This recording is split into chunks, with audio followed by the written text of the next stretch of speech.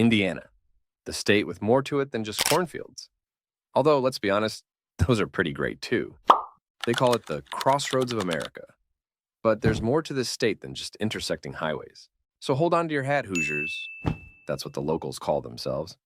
Because we're diving into some surprising facts that might just make you say, "What the Indiana?"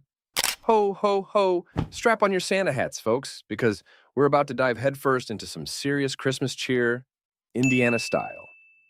Believe it or not, there's a town nestled in the heart of Indiana called Santa Claus, Indiana. No joke. This place takes the jolly and jolly old St. Nick to a whole new level.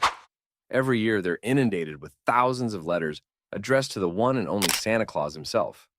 Yep, you read that right. Kids across the globe in a sugar-fueled frenzy accidentally send their Christmas wish lists here. But fear not, parents.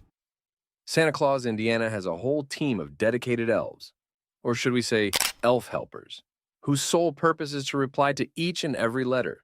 Imagine the look on a child's face when they receive a letter stamped with a genuine Santa Claus postmark. It's a real Santa saw this moment, guaranteed to melt even the iciest Grinch's heart. Did you forget to mention the zip code on little Timmy's letter? Don't sweat it. Santa Claus, Indiana has you covered. They've got the Christmas spirit down to a well-oiled letter replying machine, ensuring no child feels left out during the holiday season.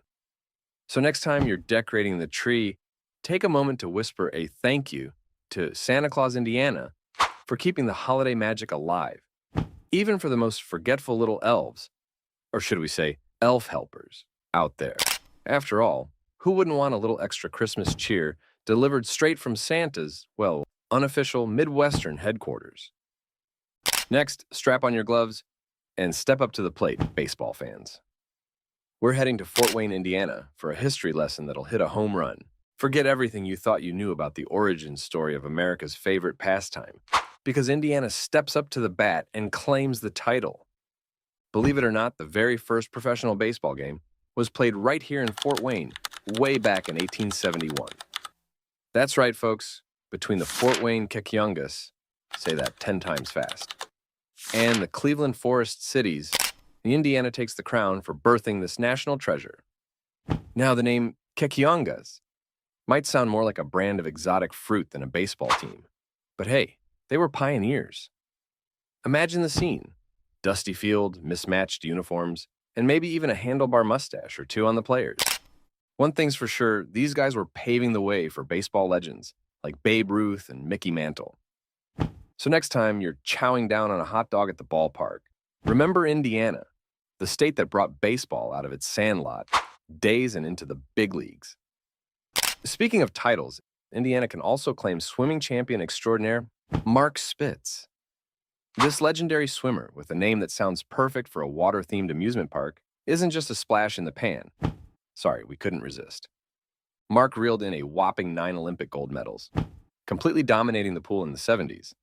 But here's the really cool part. He trained like a champion at Indiana University in Bloomington. That's right, Hoosiers.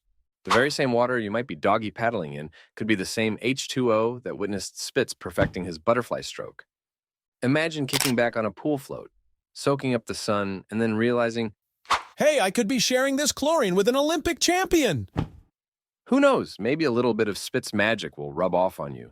Just don't expect to snag 9 gold medals overnight, unless you happen to stumble upon a hidden underwater trophy vault on campus. Now for something a little spooky. Indiana has its fair share of abandoned places. Nestled in Connorsville lies the Egg Basket, not your average breakfast joint. This colossal concrete chicken, proudly laying a giant egg, was once a booming restaurant. Imagine pulling up to a 30-foot-tall poultry giant for a burger and fries. It'd be enough to give anyone a case of the cluck and jitters. While the exact reason for its closure remains a mystery, maybe the portions were yolky bad, or the service left a foul taste in everyone's mouth, the Egg Basket now stands abandoned. So, if you're ever cruising through Connorsville and see a giant concrete chicken with existential dread in its vacant eyes, don't fret. It's just the Egg Basket. A reminder that even the most cluck-and-bell ideas don't always hatch into success.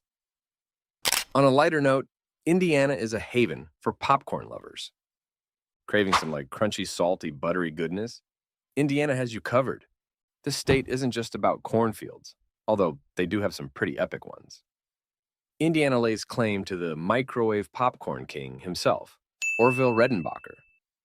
That's right, the man who revolutionized movie nights and late-night snacking was a Hoosier. So, the next time you hear that satisfying pop in the microwave, imagine Orville himself tipping his hat and saying, "You're welcome, America, for this delicious invention." and who knows, maybe a bag of popcorn will inspire your next great idea. Orville wasn't just a popcorn mogul, he was a pioneer. He perfected the hulless kernel, a game changer that eliminated those pesky hulls getting stuck in your teeth.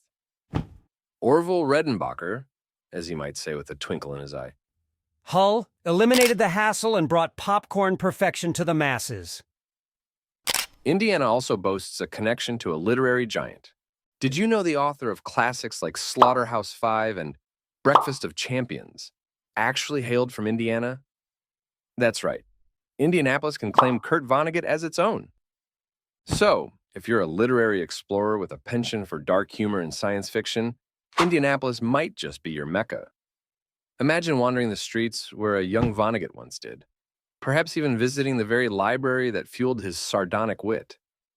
Who knows, maybe you'll stumble upon inspiration for your own darkly comedic masterpiece.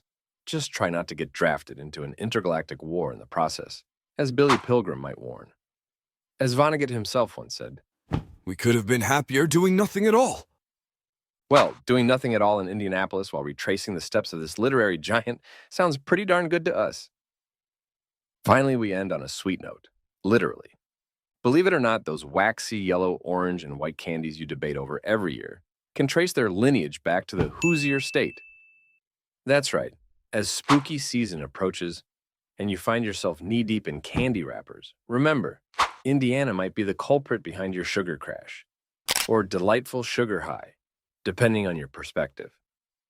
One can almost imagine a conversation between a sugar-crazed child and their parent. But Mom, can't we just have a few more Indiana kernels? Jokes aside, Indiana's candy corn production is no laughing matter. With millions of these tricolored treats manufactured every year, the state has cemented its place as a champion of the candy corn craze. So next Halloween, as you debate the merits of this divisive delight, remember Indiana, the silent, sugary orchestrator behind countless Halloween candy bowls. If you want to discover more about the fascinating history of Indiana and Indianapolis, follow Samson Levingston on a walk and talk tour through the city. He's not just a guide, he's a walking, talking history book. Get your steps in while he drops some serious knowledge bombs. No paid promos, just a solid shout out. Check out his site in the comments section. Well, that's it for our weird and wonderful journey through Indiana. Tell us what you think about this topic. Leave them in the comments below. Don't forget to like, share, and subscribe to our channel. Until next time, make each day an adventure.